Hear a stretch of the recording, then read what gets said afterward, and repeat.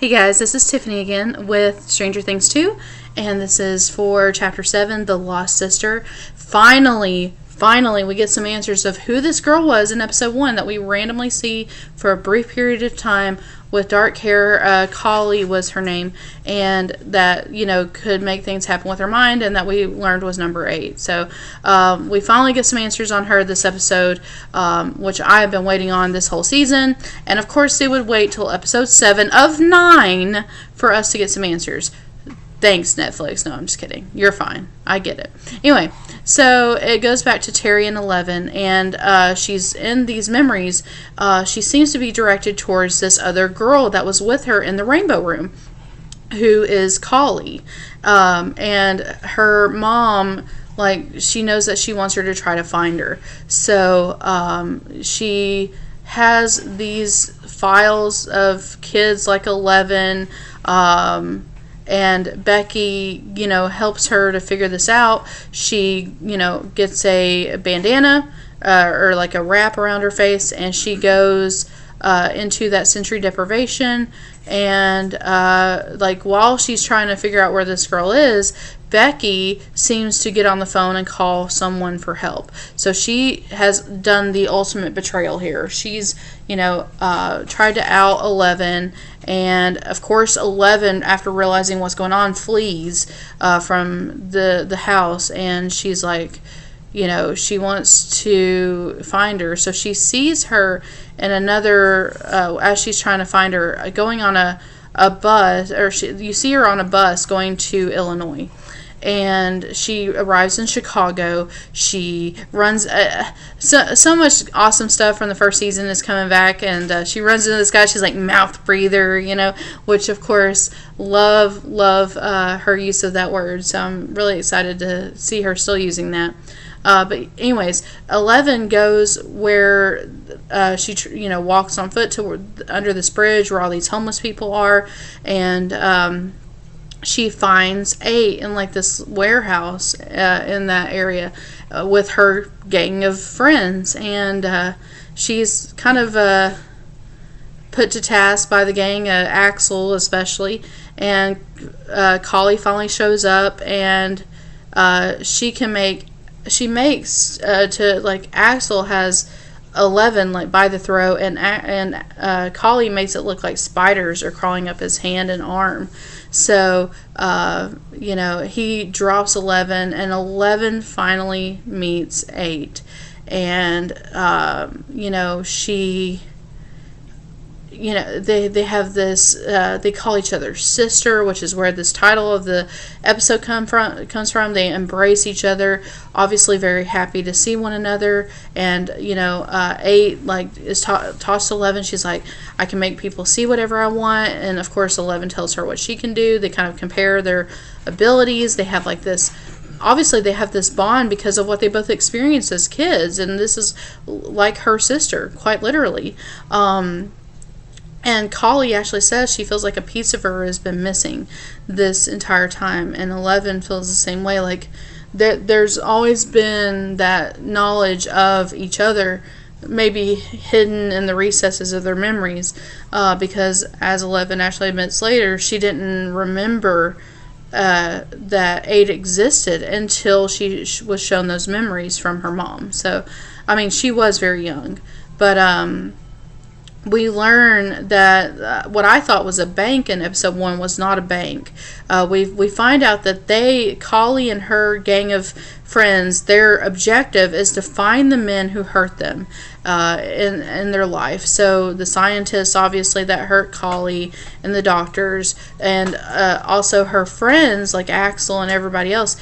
They want to hurt anyone who's ever hurt them and kill them. So we learned that they actually shot these men and these people in this building that we actually started off with. So they are going off to hurt these people because they hurt them, and it's all centered around revenge.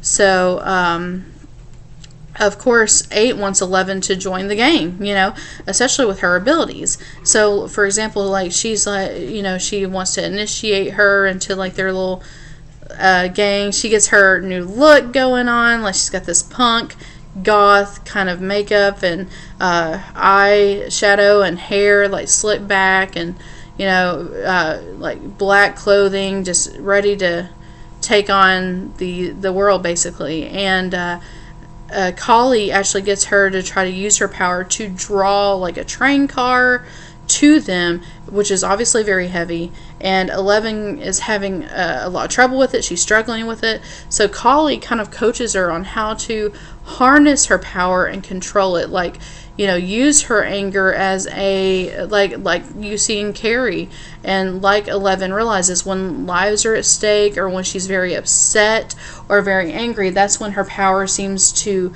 really come out and make itself known. So she harnesses all those evil memories of the scientist and her papa and what was done with her. And she remembers Hopper yelling at her and just all these experiences that have made her upset, and when she's been lied to and humiliated and poked and prodded and experimented on. So she's finally able to draw it very close to them, and so they give her like a wall of people. This is like her induction into the gang. And they're like, since she can find people with just a picture, like she did Kali, they want her to find someone on this wall of people that they want to get revenge on, and to them all go take them out together. So she sees Ray, who is one of the scientists that actually hurt her, or hurt her mom actually, and they find Ray, like that she's able to locate him with her mind, and so they're like, okay, let's go get them together. So they find him in like this outskirt, like little like duplex building, and she's able to ascertain that he seems to be alone. So they go in, they confront him, and they're of course in masks at first, but 11 and 8 choose to take off their masks to confront him because they're like, do you remember us? And then Kali is able to reflect them as children, where he sees what they looked like as kids, where he realizes, and recognizes them. So of course he hurt them. He tells them that Brenner is alive, which is Papa to 11, and of course this is shocking news. Like, she saw him die, like she saw him get killed, but he discloses that he's alive and very well, and he actually knows this for a fact. So they, during this time, the other group, like Axel and the rest of them, find out that these two little kids, like as 11's about to like choke and kill him, she sees a picture of him with his family and realizes he has kids. And at the same time, Axel and them find these two little girls huddled up in like a kid's bedroom in the back, like scared and on the phone with the police that they've called. So of course they need to leave, but Kali won't let them leave before Ray dies and they get vengeance for what was done to them. But 11 can't do it, because knowing he has kids, that takes over that revenge part to be like, I can't do this knowing that he has kids. So Jane, or 11, I guess. I mean, I keep calling her 11, but she right now is calling herself Jane. And she, like, Kali's like, fine, if you won't do it, I will. And she takes out her gun to shoot Ray. And 11, like, knocks it out of her hand through the window, breaking the glass. And she won't let her kill Ray. But, yeah, so Kali later, confronts her. She's like, that's not your call to make. You should have let me, if you have problems with something, that's on you, but don't prevent me from taking my revenge, and she, to like spur 11 into wanting revenge, and the same thing she does, she makes her see, she like gets into her mind and makes her see Dr. Brenner, her papa, or that assaulted both of them, and he's taunting her, and she of course gets very upset and screams at Kali to get out of her mind, because obviously she realizes that this is like mind control in such a way that it's making her see him, and she's very upset about this. So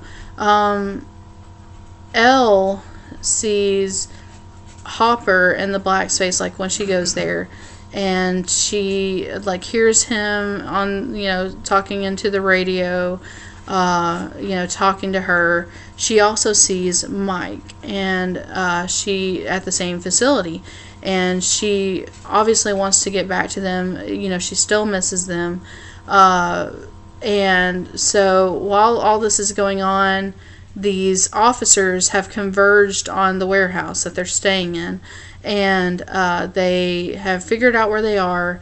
They break in, and of course they realize it in enough time where Kali and 11 are able to get Axel and everybody else to get together in a group, and she camouflages them, like she puts them in like this bubble where they can't see them, and so they're like trying to stay very still. The officers luckily are kind of scouting the room and looking around trying to find them, but they can't see them. So finally, as they go past them, they make a break for it. They get outside. Of course, the officers are trying to shoot at them. Kali is able to make it look like a giant wall appears as they're getting into the van, and they're ready to make their escape, and 11 hesitates. She realizes that all this is not something for her. She can't really do this and have this kind of life of nothing but revenge and vengeance, when all she's been taught, luckily by Mike and Dustin and Lucas and Hopper and Joyce and Will, all she's ever been taught by them is love and friendship. So she chooses to not go with Kali and that gang. She chooses to go home instead. So she goes home at the end of this episode. She decides to leave, and that is all for the Lost Sister. Basically, that's how it ends. And for me, it's interesting because we have so much going on with Mike and Will and everybody there, and like you instinctively want 11 to show up and just kick everybody's ass. I mean, everybody from these Demogorgon dogs and to these to the like all the creatures in the Nether that are giving them trouble. So including this shadow monster. So, but yeah, I mean, obviously this just keeps getting more and more intense. I loved seeing her new look. I love seeing like her interaction with 8. Sorry, my wig is getting in my mouth here. And just everything there. So I really enjoyed it. I hope you guys did too. I definitely will be reviewing the rest of it here very shortly. Definitely will be reviewing Ruby and Star Trek Discovery. The Orville, I'm still going to review Walking Dead. And of course Game of Thrones and Doctor Who when it comes back. We do unboxings of Loot Crate, Loot Anime, and Owl Crate, as well as Scotchbotch Japanese Snacks, and I've got Fandom of the Month coming, as well as Anime Bento, so check out that. We're giving away a copy of Destiny 2 right now, so if you want to win a copy of Destiny 2, find our video of the information on how to get entries in to possibly win your own copy for yourself or for a loved one or whomever you want to give it to. We also will be doing live gaming streams here very soon in the future. We'll be having more giveaways, ramping up a lot towards Christmas, and even more next year, of course, but definitely a lot more going up to Christmas.